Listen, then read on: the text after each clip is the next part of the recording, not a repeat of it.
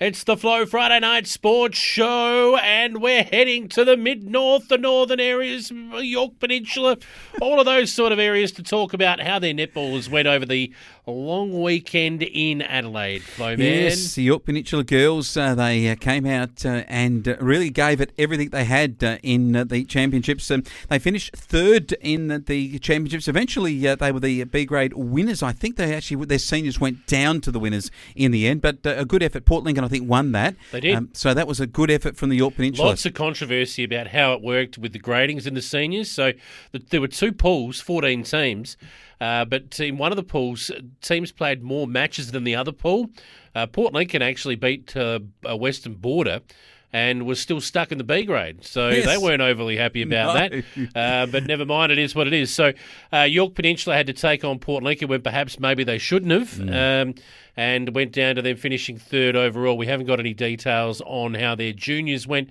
Yorke Peninsula for the country champs, but so we'll just move on and talk about this week. Yeah, this week's games, the Butte girls play Kadina in a big game of netball. We're up at Butte. I think this is going to be very evenly matched, actually. Hard to tip. The big one, CMS Crow Southern Eagles, the Crow girls will win that one. Central York Cougars get Wallaroo in their match, which is going to be another good match. And Moonta play Ardrossan. Again, very good match. Moonta should win there. They should as well. All right.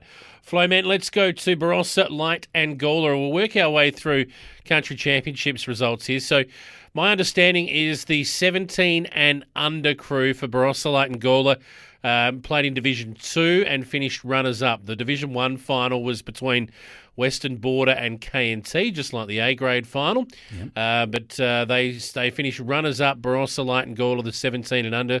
I believe that would have been Division 2. All right, very well played to them. And having a look at the runners-up for the overall division, that was a really good performance. Barossa, Light and Gawler again. It's the seniors, yes. Yep, the seniors, yes. Yep, so we were talking before about Yorke Peninsula. They went down to Port Lincoln in the semis. Well, then it was Barossa, Light and Gawler's turn to go down to them in the final, and I'm surprised by that. Yeah.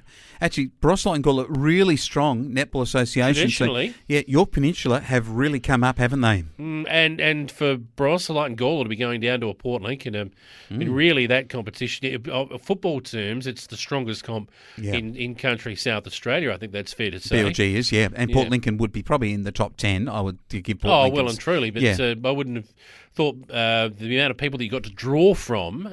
Good point. Yeah, interesting. So anyway, never mind. That is a bit of a rundown there, and we'll move on to this week's games in Barossa, Light and Gawler. Yeah, Barossa districts get Anguston. Gawler Central play Williston in a derby match. The girls will scrap that one out like the fellas will on the footy field. Kapunda play Tanunda. If you don't mind, the Kapunda girls need a good win here. And South play Newry in an absolute beauty. South Gawler going well, really well. The battle of the unders, I like that, when Kapunda take on Tanunda. So moving on, let's have a look at North Eastern now, and we've got some junior results here to have a look at.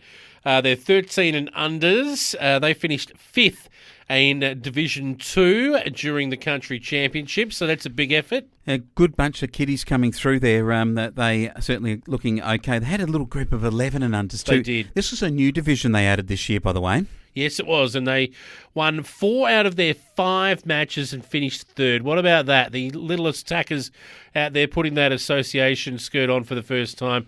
Good on them. But we'll have a look at the seniors now, and the northeastern, Nina. They competed out of the 14 teams and finished 5th overall. That's a big effort. Yeah, it is. And Katie Liebelt is their coach and one of the stars of the South Clare Club. Really well-known name, the Liebelt name there. That family has been synonymous with the D's in that particular part of the northeastern. But she was picked in the state country side. So that's the best 8. I think it might have been made 10 in the squad, actually, that they picked for the state country side. Yeah, they normally do a top 10, I think. So well done. So that's all of the rundown we have on the country champs for Northeastern there. If we have a look at their A1 matches for this week to come, back to club matches, Blythe Snowtown hosting Minman at Blythe. I think Minman might win that. BSR take on Udunda Robertstown. Oh, this is going to be a really good match between these two. Maybe Udunda Robertstown.